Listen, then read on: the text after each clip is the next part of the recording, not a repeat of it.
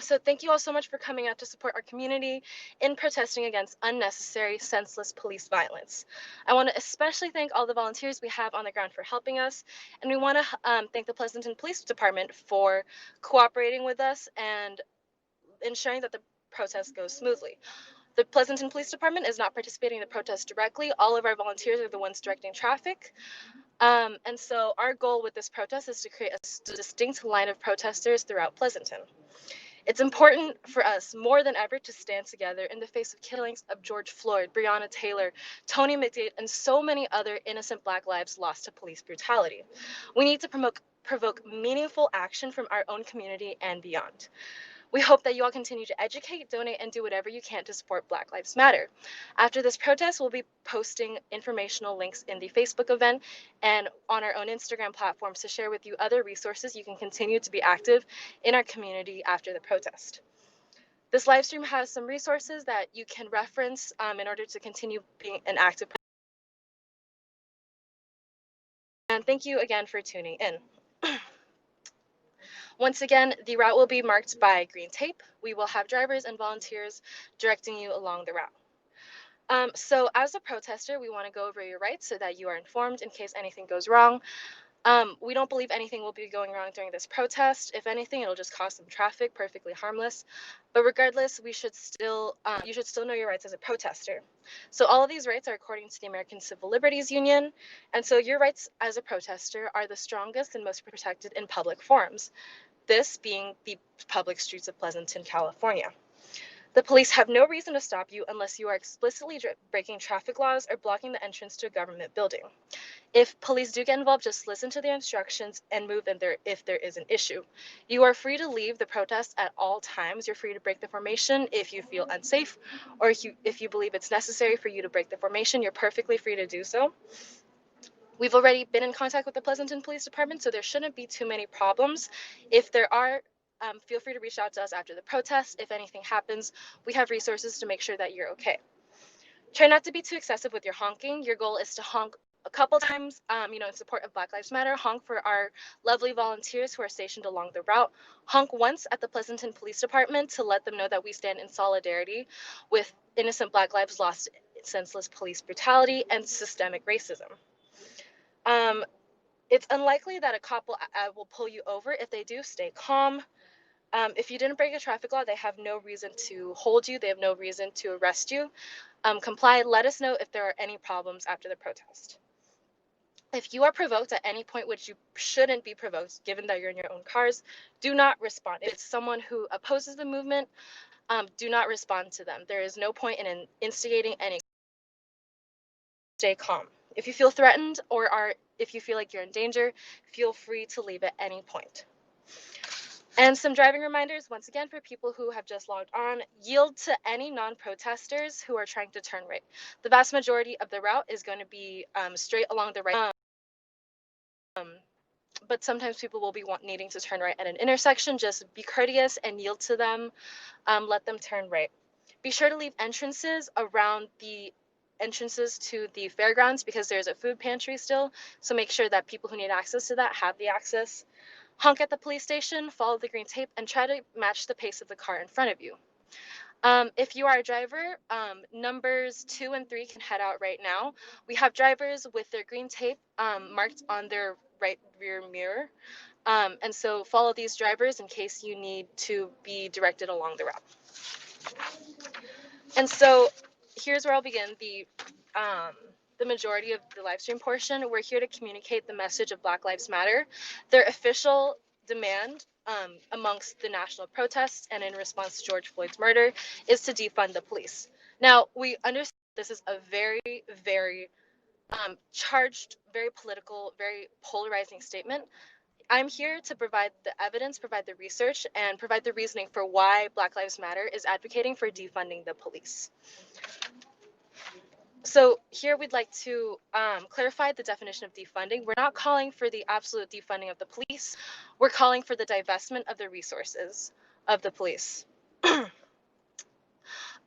We demand that the funding for the police goes instead towards community services like education, public health, infrastructure, education, and housing, et cetera, et cetera.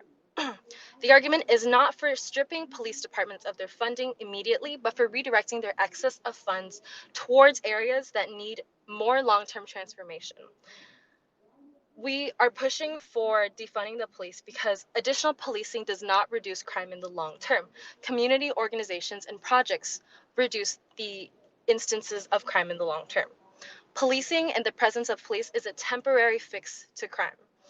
Only through funding of community projects can we address the root of the crime. Crime in itself is a response to social conditions.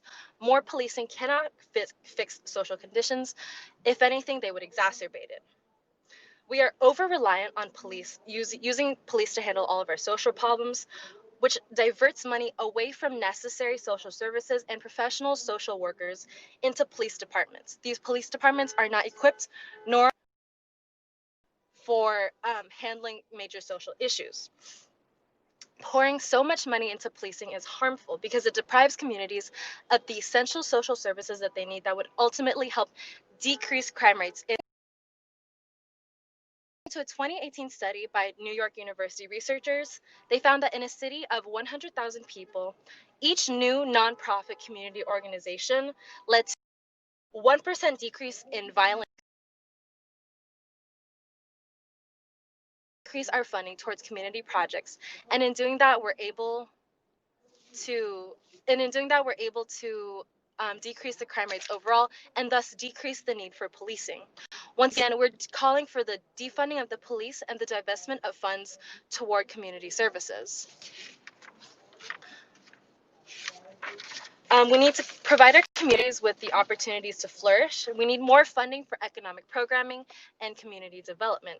We need funding for educational programs. We need funding for social services that help victims of poverty and violence. Basic social services deprives vulnerable communities of the resources that they need to survive and flourish. We'd also like to address the historical background of the police and the police state in America. The historical origins of the police in the United States has been historically racist and anti-Black institution. The modern police system has developed out of need to keep slaves in order prior to the Civil War. The police has been used to maintain segregation during the Jim Crow era and extract labor from prison chain gangs on the basis of race. It's also been used to control and intimidate immigrant populations in Eastern and Southern Europe and Black people in the South. We also see the echoes of this impulse for when people demand law and order, also demand policies that are inherently discriminatory, that purposefully intimidate Black populations and other people of color. The evidence shows that procedural reforms are ineffective in decreasing crime and addressing the root of the social issues. For example, increasing body cameras, increasing public accountability is not enough on their own to fundamentally change attitudes and behavior. Minneapolis spent $5 million trying to reform its police in order to fit President Obama's recommendations on procedural reforms in 2015. That was 5 years ago. We can see now that those reforms were utterly ineffective. George Floyd was killed less than 2 weeks ago, despite all the reforms that the Minneapolis Police Department set in motion. As a reminder, you don't need to be watching this live stream. You can just have it playing in the background. This is just here to serve as a guide and serve as an informant.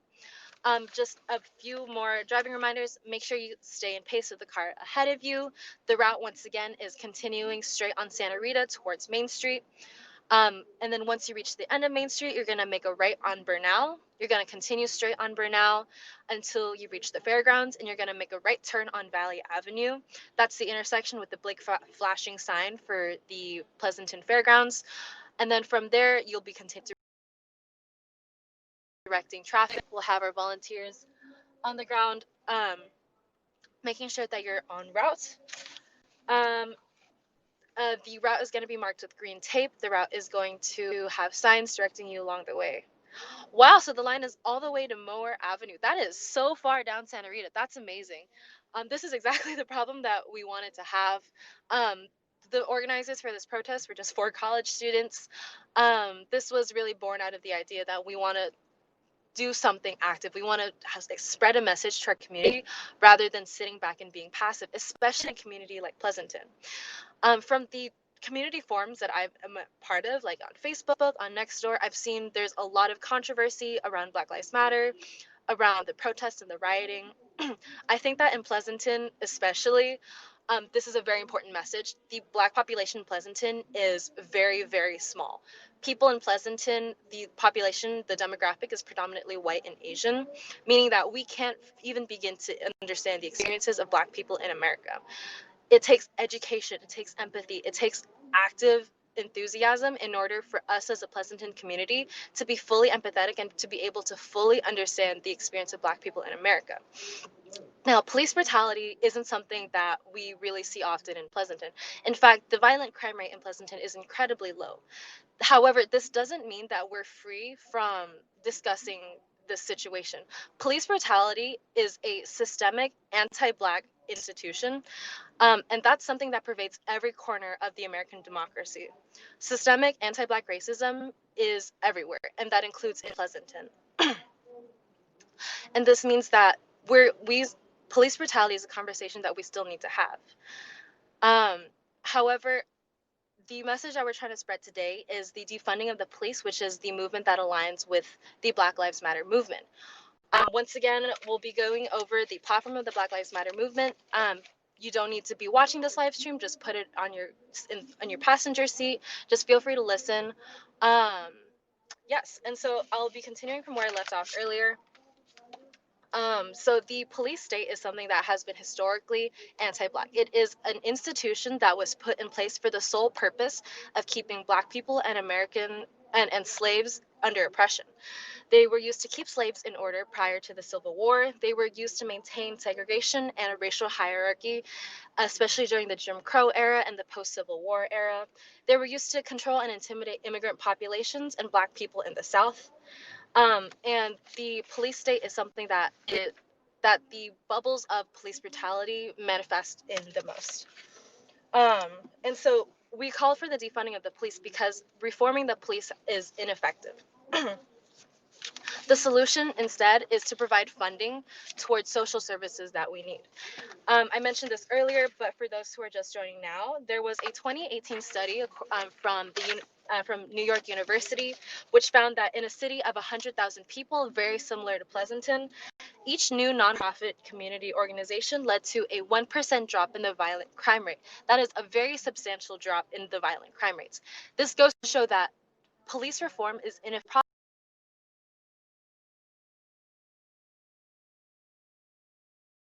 Problems. In order to address the underlying societal problems, we need to direct funding towards community organizations. And in doing that, we address the deep-rooted problems that cause crime. And in doing that, we can reduce the crime rates and reduce the need for police. So I'd like to direct our attention towards Pleasanton itself, to sort of be an example of a more tangible example that we can more or less all relate to. The police budget in Pleasanton, the Pleasanton Police Department receives 25% of Pleasanton's annual budget, which is roughly $30 million, right? The low rates of crime in Pleasanton, we only have 1.54 violent crimes per 1,000 residents, which is safer than 1/3 of other cities in the country. However, the Pleasanton Police, like I said, receive $30 million in funding, which is roughly $360 per person on crime. Now, if the case were that increased police presence does decrease crime, then we would see that increased crime presence in other cities would decrease the crime rate, right? But that's not the case. In a city like Chicago, the Chicago police receives nearly $2 billion in funding, which is about $620 per person on crime. So in Chicago, the police spend $620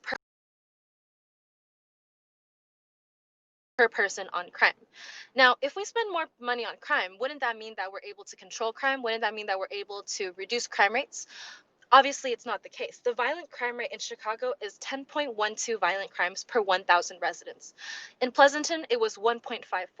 That's 9 times the original, that's 9 times the amount in Pleasanton, despite the fact that Chicago spends twice the amount on police funding. Um, this example is a prime reason why we need to divest funds from police and direct it towards social services. Police presence does not decrease crime, social services does. Issues like drug abuse or homelessness are criminalized. That's why crime rates are so high. Issues like that are highly criminalized, especially in major metropolitan areas like in Chicago. Being homeless or being addicted to drugs isn't something that you should be thrown in prison for. This is where we need to divest our social spending. We need to address these problems as societal problems and not as crimes. If we're able to address those problems, crime rates would decrease significantly. That means that we're able to spend less on police, we're able to decrease instances of police brutality while providing resources for people that need it most. In criminalizing homelessness, drug abuse, um, issues like that, we're not able to address the underlying problem. This is why we need to divest funds towards social services and away from police. Um, that's ultimately the argument for defunding the police and divesting the funds towards social services, especially because um, of centuries of oppression, centuries of systemic racism, which place people of color, especially Black people, at the lowest end of the economic ladder. They don't have access to the resources that they need in order to bring them up out of the issues that they face that the system has historically placed them there for. In redirecting our funds towards social services, we're able to lift them up out of the systemic oppression that our country has placed on them and decrease crime rates. um, I'd like to direct our attention more towards police brutality now, and present to you some factoids and some innocent Black people who have been killed as a result of police brutality. Um, as I was doing my research and preparing for this live stream, there was one instance that really broke my heart, something that I cried over, especially last night. My co-organizers can tell you that I straight up had a emotional breakdown as I was doing the research for this, and that this is coming from myself as a non-Black person of color who hasn't had to face the experiences that Black people face. Before I move on, I'd like to let drivers 4 and 5 know that they can head out right now into the protest. Um, this is just for our drivers. Their cars will be marked with a green flag on their right mirror. And if you see one of those cars, they'll know the route and they'll be able to direct you along the route. And so back to what I was saying, um, one of the incidents that really had me in a very emotional place, something that I really connected with, was Tamir Rice. So Tamir Rice was 12 years old. He loved to play basketball, he loved ping pong, he liked doing art, and he was a notorious prankster at school. He would take care of his younger cousins at family gatherings, and he was well mannered with adults. He'd say sir and ma'am when addressing people older than him, and all around he was a good kid. He was 12 years old when he was killed 2,023 days ago in late 2014 in Cleveland, Ohio. He would have been 18 years old this year. I'm 19 years old. Tamir Rice was 12 when his life was taken from him. So Tamir was playing with a toy gun, which someone reported to the police. The caller had repeatedly told the police that the gun was probably fake and that the boy was a juvenile. However, almost immediately upon arriving at the scene, an officer shot Tamir in the abdomen, and he died the next day. Tamir's 14-year-old sister came running up as Tamir got shot. The officers tackled her, a 14-year-old girl, to the ground and put her in handcuffs. When their mother came, because her 2 children were being tackled by the police, when their mother came, they threatened to arrest her unless she had calmed down. Tamir died in the hospital the next day. Nothing about this incident was justified. The police had no reason to kill an innocent 12-year-old boy, nor be hostile and violent towards his family who were trying to protect him. Tamir, I was looking at pictures of him the other day in my research for this live stream, and I started sobbing because he was 12 years old. He had the sweetest smile. He clearly looked like a 12-year-old boy. he looked like he wouldn't even be able to hurt a fly. And so I hope everybody listening to this, everybody who talks about this to their friends and family, Tamir Rice was 12 years old. There was no reason for the police to shoot and kill him. He would have been 18 years old this year. He would have graduated from high school this year. He would have been doing his homework in quarantine. He would have um, probably enjoyed prom last year. He would be looking ahead towards the future, whether he was going to college or working next year, but he doesn't because his life was taken from him at 12 years old. He was hardly a teenager, right? For those of you listening, I'd like you to imagine, one of your good friends or one of your children or your cousins or your own younger brother or sister at 12 years old, and imagine them being killed by the police for no other reason but their skin color. Once again, we as non-Black people of color and also non-white people can't even begin to understand the experience of Black people in America. We're here to try to communicate their message and lift up Black voices and not drown them out. On the 2-year anniversary of Tamir's death, his mom gave a heartbreaking speech in which she demanded that the city of Cleveland reallocate some of their police budget to Cleveland public schools because police does not equal safety for our babies. If we want safer communities, we must invest in the future of their youth. This was 2 years after Tamir's death. This was in 2016, and that was 4 years ago. 4 years ago, Tamir's Rice called for the same thing that we're calling for right now, and there's been no change. Almost 6 years later, Tamir still has gotten no justice. The police officer who shot him was fired 3 years after Tamir died for a completely unrelated reason. He was never charged for Tamir Rice's death. He is currently still able to apply to work for other police departments. Bad cops can get off easily and with absolutely no accountability. He was just a kid. He was 12 years old. He should have been able to learn how to drive. He should have been able to meet his first partner. He should have been able to settle down and have kids, but he didn't. All of that was taken from him because of his skin color. If that doesn't make you upset, if that doesn't evoke some emotion from you, then you need to continue listening. You need to continue educating yourself because there is no reason anyone, especially a young Black 12-year-old, should be killed for the color of their skin. Another name that everybody should know, and whose story I'd like to provide a background on, is George Floyd himself. Much of the national movements right now are organized in response to George Floyd's killing. He was killed 13 days ago, less than 2 weeks ago. He was a Houston native who moved to Minneapolis for a better life. He was 46 years old when he was killed 2 weeks ago. Those who knew him described him as a gentle giant, and he was well loved by friends and family alike. He was arrested on May 25th for allegedly using a fake $20 bill. While he was in custody, the Minneapolis police officer kneeled on his neck for 8 minutes and 46 seconds. 8 minutes and 46 seconds is a very long time. There's absolutely no reason a police officer would need to brutalize and need to exercise force over any suspect or anyone in custody for 8 minutes and 46 seconds, let alone kneel on his neck and induce cardiac damage. While the police officer kneeled on his neck, Floyd repeatedly begged him to stop, repeatedly saying that he couldn't breathe. He was calling for his mother during his last minutes. Despite Floyd's protest, despite his warnings, the police officers continued to kneel on his neck, ultimately resulting in his death. This was 2 years ago. This was 2 weeks ago. This was 2 weeks ago, and the national outcry in response to it is outstanding. But I'd also like to encourage everybody listening right now to continue keeping this energy for as long as we need to.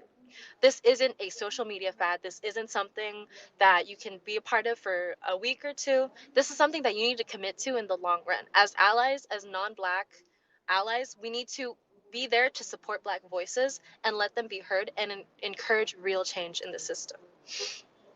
Another person who was killed very recently is Breonna Taylor. Breonna Taylor was a well-respected emergency room technician. She had dreams of becoming a nurse, buying a house, and starting her own family. She was 26 years old when she was killed 8 days ago in Louisville, Kentucky. Breonna was peacefully sleeping in her home when police officers made illegal entry into her home in the middle of the night. The police officers then proceeded quote, to spray gunfire into the residence with a total disregard for the value of human life. This is a quote directly from a wrongful death lawsuit filed by Breonna Taylor's mother herself. Breonna would have been 27 years old yesterday. Yesterday was her birthday. She would have turned 27 years old. She was hardly 30 years old. She had dreams for the future. And once again, that was completely taken from her because of her skin color, because of unnecessary police violence. There was no reason for the police to break into her home in the middle of the night. There was no reason for them to spray gunfire into their residence, let alone shoot her and her boyfriend. These examples should be evidence to you of the sheer brutality of the police force. These incidents should be evidence to you that the police use unnecessary force. Police do not know how to de-escalate violent situations, instead resorting to violence, especially when encountered with a person of color, particularly Black people. The police exercise unnecessary force, resulting in the deaths of hundreds of Black people. In fact, in 2019 alone, police killed over 1,000 people in America. There were only, I believe it was in 2019, there were only 27 days where police did not kill someone. That doesn't make any sense to me. Why should there be only 27 days, less than a month, where police do not kill someone? If police are meant to protect us, why are they killing us every single day? Not just us, but specifically Black people. Police use unnecessary violence. Police resort to violence, resulting in deaths almost every single day of the year. And this is a particular problem with Black people, because Black people make up 24% of the people killed by police in 2019. 24%. They make up 24% of the people killed by police in 2019, but Black people only make up 13% of the American population. That is a disproportionately large amount of Black people killed by the police in terms of their population. From 2013 to 2019, 99% of police killings resulted in no charges. 99% of the officers who killed someone from 2013 to 2019, 6 years, 99% of them walked away despite taking an innocent life. There needs to be accountability for the police system. There is, once again, no reason for the police to exercise unnecessary force on the very public that they're meant to protect. Police brutality affects Black people disproportionately more. White people made up 37% of the people killed by police in 2019, but white people make up 72% of the American population. Black people made up 24% of the people killed, but only make up 13% of the population. That is a largely disproportionate amount of Black people killed by the police with respect to their proportion in the population. Sorry, I'm just looking at my notes for a second. The police versus social service funding is also incredibly disproportionate, and it's something that, once again, disproportionately affects Black people. According to the ACLU, 1.7 million students are in schools with cops, but no counselors. 1.7 million students do not have access to counselors, but they are under surveillance from cops. 3 million students are in schools with cops, but without nurses. 3 million students have access to cops who can threaten them, but don't have access to nurses who are meant to help them. 6 million students are in schools with cops, but without psychologists. That means 6 million students are in school without the mental health, without mental aid that they need, but have cops who are there to keep them in check. 10 million students are in schools with cops, but without social workers. 10 million students, the vast majority who might be in need, have access to social workers, don't have access to social workers who would be there to help them, but there are cops on their campus meant to police them. This is exactly why we need to divest funding away from police and towards social services. Social services are the way that we can address the root cause of the problem and not the symptoms. The crime rates are the symptoms of a deeply rooted social problem. The high crime rates are only the result of disproportionately large police funding. Of course, there's going to be more crime rates if we have more police to report crime for.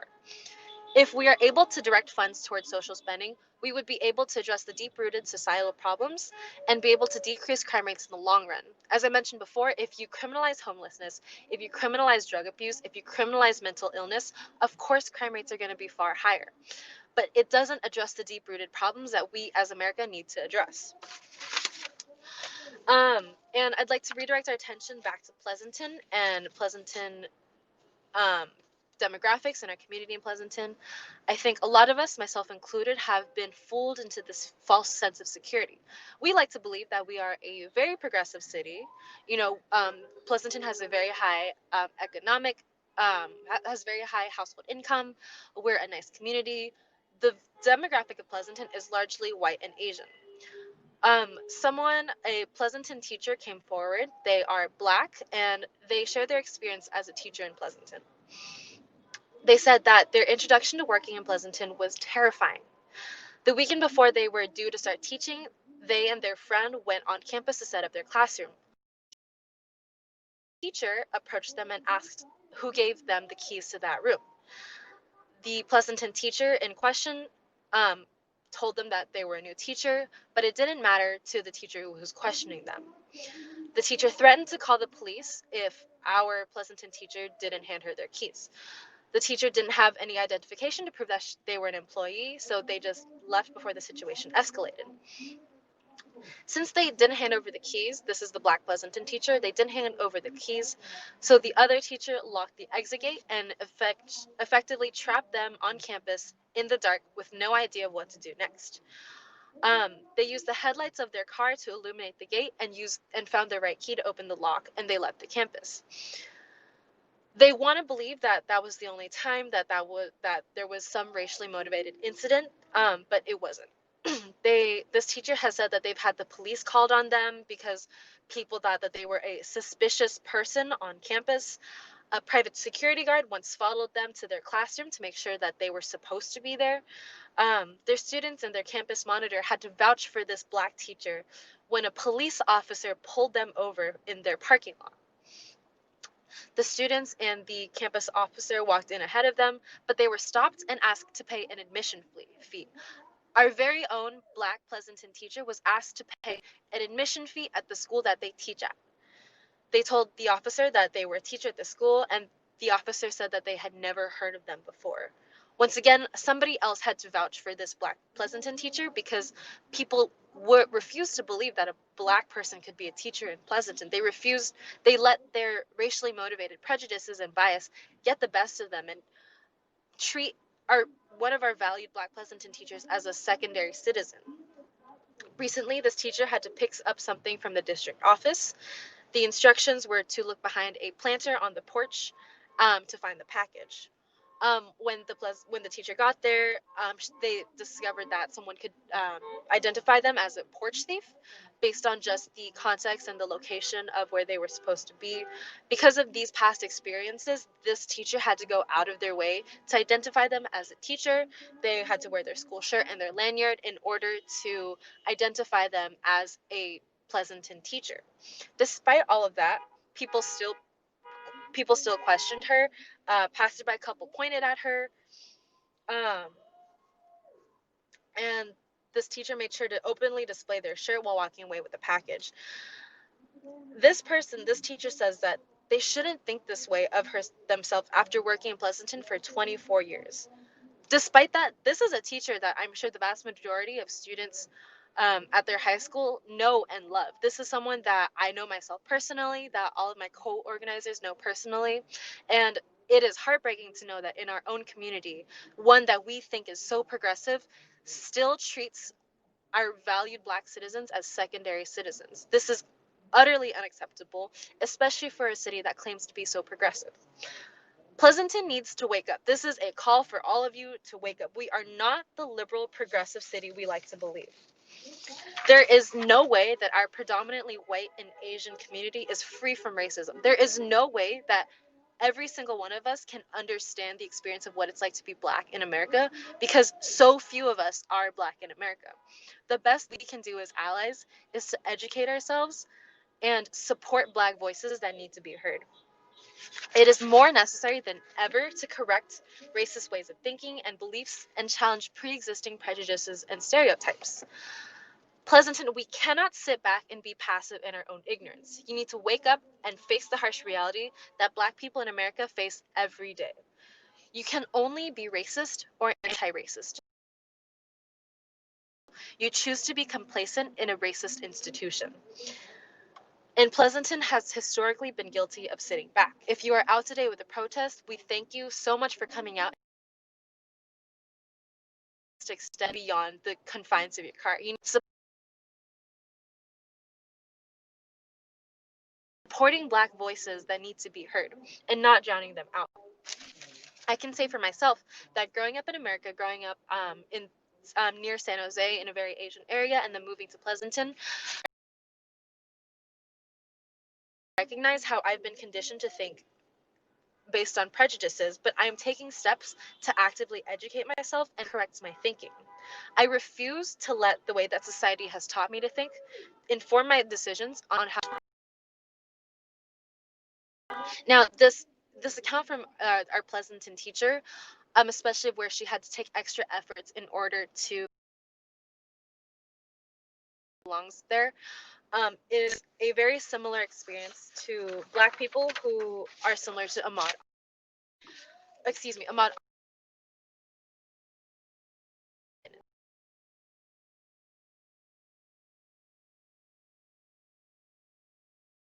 He was 25 years old when he was killed 105 days ago. Ahmaud Arbery was shot and killed while jogging in his neighborhood by his white neighbors. Arbery was unarmed. His white neighbors believed he was a burglar. There was no reason to believe he was a burglar except his neighborhood. His friends and family and other neighbors knew him for jogging. Arbery have to take precautions in order to identify themselves as someone non-threatening. I've seen accounts on Twitter, I've seen accounts on a lot of news websites where Black people share their experience in response to Ahmaud Arbery's killing. Black people who go out to jog have said that they need to wear their school t-shirts or their fraternity t-shirts so people know that they're harmed. Something that we as non-Black people don't have to face. Precaution that Black people have the burden of taking in order to specifically identify themselves as non-violent and non-threatening. This is a privilege that the vast majority of us